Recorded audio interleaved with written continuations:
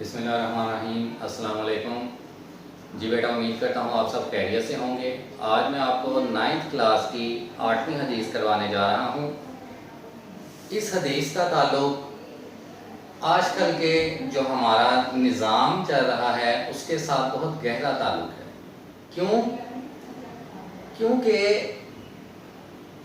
ہم عام لین دین کے اندر گورنمنٹ آفیسز کے اندر کام کروانے کے لیے پیسے کا استعمال کرتے ہیں۔ آج کل پیسے کا استعمال کیا، آپ کا کام نہیں ہو رہا، پیسے دیں کام ہو جاتا ہے، ٹھیک ہے۔ آپ لیگل ورک سے چلتے ہیں، فارمیلٹیز ہی اتنی زیادہ آ جاتی ہیں کہ وہ ختم ہونے کا نام نہیں لیتی، اور آپ ان فارمیلٹیز کو پورا کرنے کے اہل نہیں ہوتے، تو آپ کیا کرتے ہیں، وہ لیگل فارمیلٹیز کو ختم کروانے کے لیے آپ پیسے دے دیتے ہیں اور آپ کا کام ایزیلی ہو جاتا ہے۔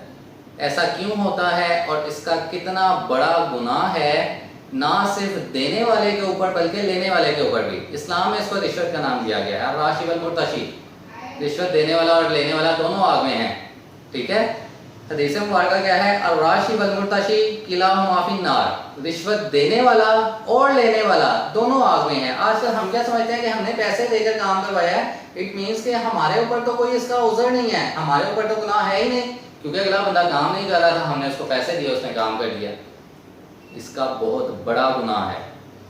الراشی والمرتشی، رشوت دینے والا بھی اور رشوت لینے والا بھی دونوں آگ میں ہے، دونوں جہنم کے ایندھن ہیں۔ کیوں ایندھن ہے؟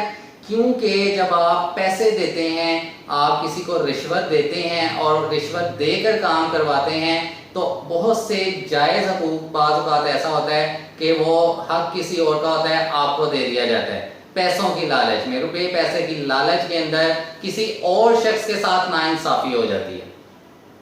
پھر اگلے بندے کے ساتھ کیا ہوتا ہے، اگر ایسا نہیں ہوتا تو بعض اوقات کیا ہوتا ہے، آپ نے پیسے دے کر کام کروا لیا، دوسرا کوئی میرے جیسا بندہ جاتا ہے وہاں پر جا کر کہتا ہے کہ یہ کام ہے ہمارا، ہم نے اپلیکیشن جمع کروائی ہوئی ہے، آپ کام کر دیں۔ ہم 10 چکر لگا لیتے ہیں، 50 چکر لگا لیتے ہیں، ہمارا کام نہیں ہوتا۔ کیوں؟ ہم کچھ لے دے نہیں رہے، ہم پیسے نہیں دے رہے، ہم رشوت نہیں لگا رہے۔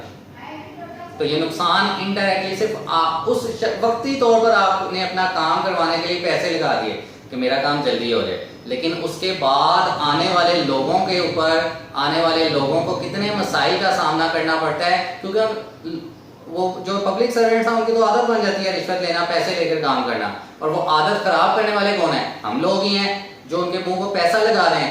ڈیفینیٹلی جب ہم ایک بندہ جو ہے شیر کے منہ کو خون لگا کر ہم بعد میں کہتے ہیں جی شیر کو گوشت سے دور رکھیں، تو ایسا تو ممکن ہی نہیں ہے، وہ تو حملہ کرے گا، جب وہ بھوکا ہوگا تو حملہ کرے گا۔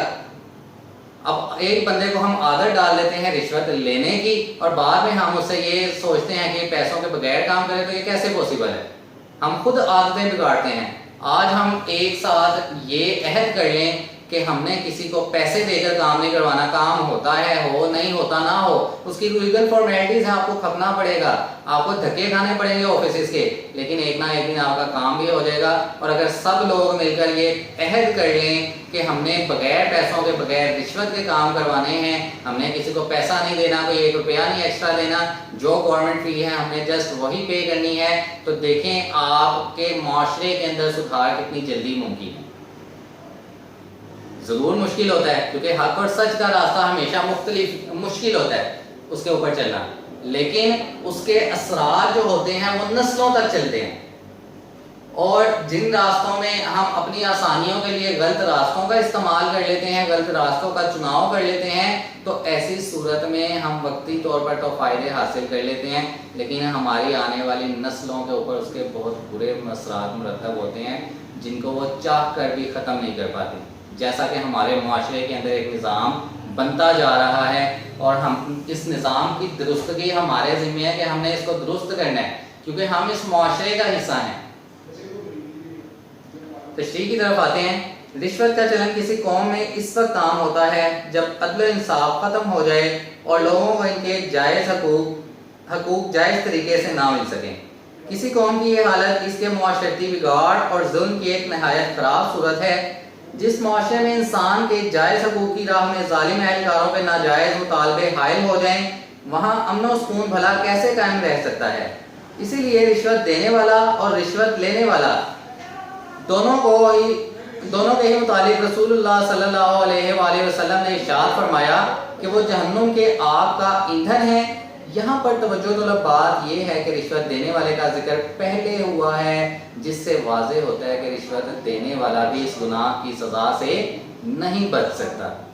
جی بیٹا یہ تھی ہماری آج کی حدیث مبارکہ۔ آپ کا ہوم اسائنمنٹ یہ ہے کہ آپ نے اسے نیٹ اینڈ کلین کاپیز کے اوپر کر کے مجھے اس کی تصویر ان باکس کر دینی ہے۔ انشاءاللہ میں چیک کر کے آپ کو رپلائی بھی کروں گا۔ نیکسٹ لیکچر تک کے لیے اتنا ہی، اپنا بہت سا خیال رکھیے گا۔ اللہ حافظ۔